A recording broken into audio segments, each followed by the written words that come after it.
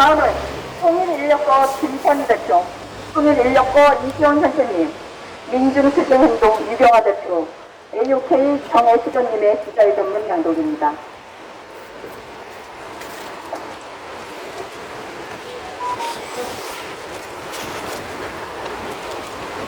이 나라에서는 모든 사람들이 국가보안법의 피해자입니다. 국가보안법 위헌 결정 촉구 거리 행동은 더 이상 국가보안법의 피해자가 발생하지 않아야 한다는 민족적, 기본권적 그리고 시대적 요구에 따라 결정되었으며 국가보안법이 위헌 심판으로 종말을 구할 때까지 싸우기 위해 모였습니다. 우리는 2022년 9월 15일 오후 2시에 있을 국가보안법 2조 1항과 7조 1항 사망 5항에 대한 위헌 여부를 다투는 공개 변론에서 위헌을 촉구하기 위해 지금 헌법재판소 앞에서 기자회견을 시작합니다. 헌법재판소의 공개 변론을 앞두고 국제 엠네스티나 각 시민단체, 국가인권위원회, 7대 종단 대표, 법학전문대학원과 법학과 교수 150여 명이 헌법재판소에 의견서를 제출할 예정이라고 합니다. 그야말로 위헌 심판에 대한 관심과 위헌 결정에 대한 바람이 어느 때보다 더 높이 고양되고 있습니다. 이는 국가보안법의 횡포에 대한 국민들의 분노가 매우 높다는 반증이기도 합니다. 우리는 오늘 기자회견에서 국가보안법의 인권유린 역사를 자세히 언급하지 않으려 합니다. 너무도 명백히 국민들의 인권을 탄압해왔고 이에 대한 피해자가 속출했지만 폐기되기는커녕 아직도 국가보안법으로 국민들의 기본권을 탄압하는 시대에서 과거의 검은 역사를 들추기보다 지금 현재에도 서슬퍼런 작대로 날뛰어대는 국가보안법을 비판하며 국가보안법 폐기에 대한 규정을 말하고 싶습니다.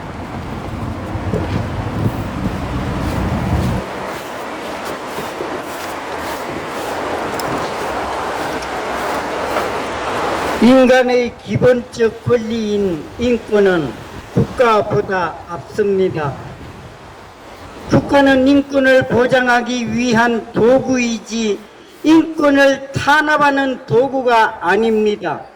국가에 의해 실현하려는 인권은 국가의 틀을 규정한 헌법에서 기본권으로 명명됩니다.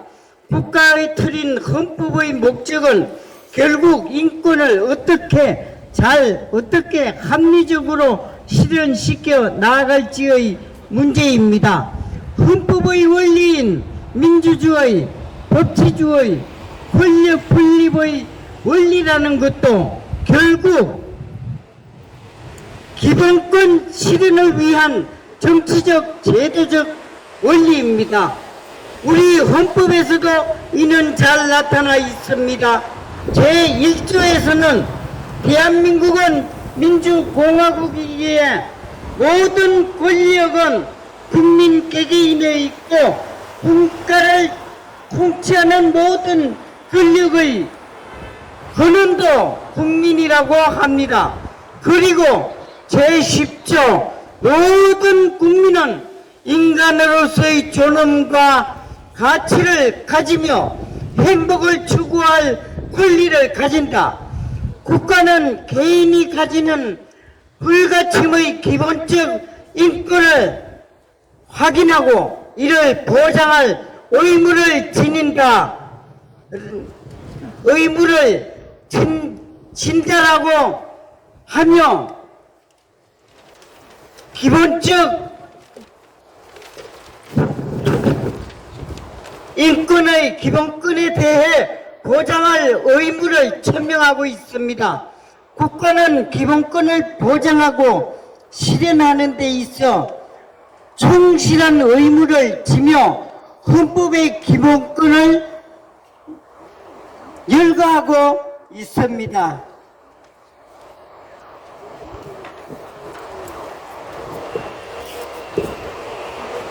심지어 제37조 1항은 국민의 자유와 권리는 헌법에 열거되지 아니한 이유로 경시되지 아니한다고 하여 무수한 기본권을 상정하고 있습니다.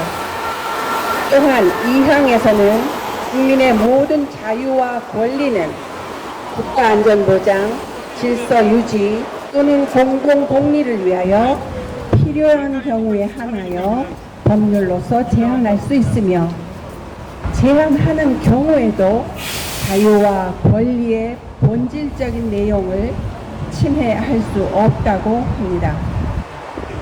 자유와 권리의 본질적 내용을 확정하기에는 해석법학적인 면도 있겠지만 다양한 현실과 이론적 탐구도 필요할 것입니다. 분명한 것은 국가안전보장에 걸림돌이 되어도 질서 유지에 해로워도 공공복리에 어긋나도 기본권의 본질적인 부분을 침해할 수 없는 것입니다.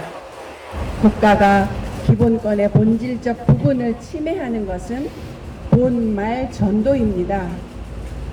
인권을 실현해야 할 국가란 도구가 인권을 심각하게 침해할 수는 없다는 뜻입니다. 그런데 국가보안법은 법체계상 헌법의 하위 법령임에도 불구하고 헌법의 이념과 가치인 인권 실현에 심각하게 반합니다. 헌법에 명시하고 있는 사상의 자유, 학문의 자유, 출판의 자유, 종교의 자유, 거주 이전의 자유, 결사의 자유 등을 보장하기는커녕 불명확하고 포괄적인 조문 내용으로 국민들의 기본권을 철저히 침해해 왔습니다.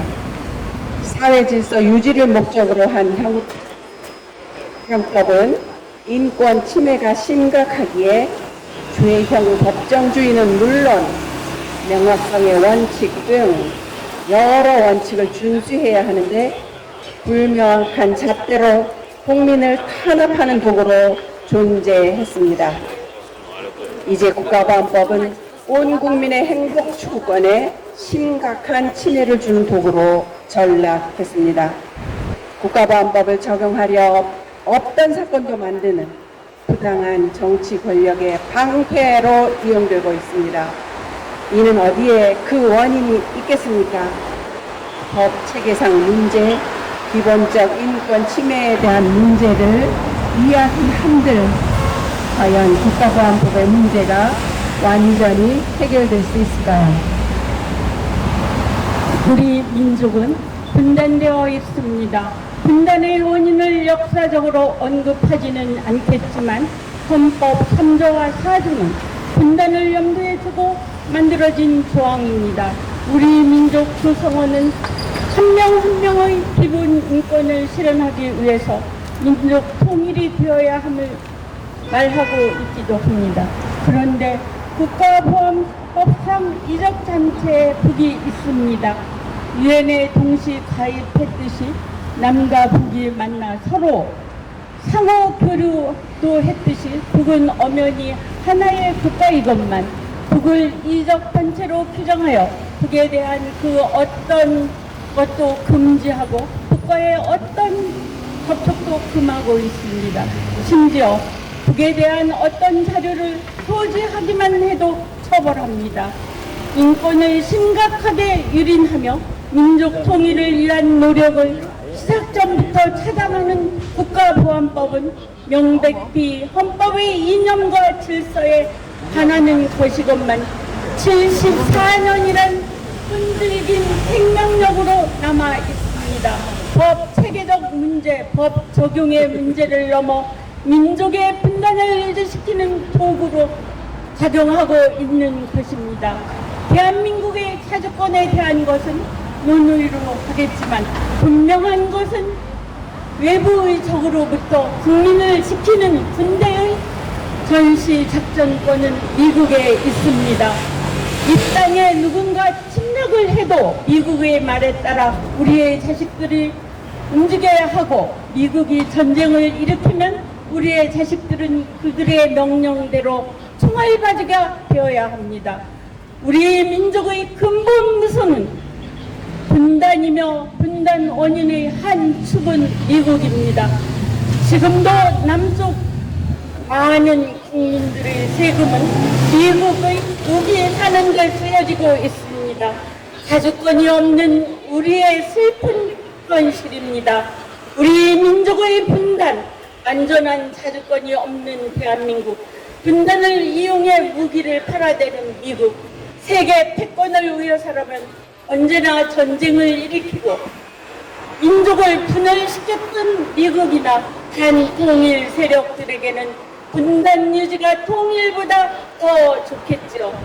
분단을 유지하기 위해 어떤 접촉도 처벌하고, 어떤 인식도 처벌하고, 어떤 행위도 북과 관련시켜 조작하고 탄압해왔고 지금도 진행 중에 있습니다. 바로 국가보안법으로 말입니다. 국가보안법에 대한 위헌 결정을 하여 분단을 없애고 민족 통일로 가는 기초를 닦으며 인권이 제대로 실현되는 국가를 만들어 가야 합니다. 그래서 우리 국가보안법 위헌 척결 촉구 거리 행동은 국가보안법의 폐기가 민족적 기본권, 시대적 요구라고 말하는 것입니다.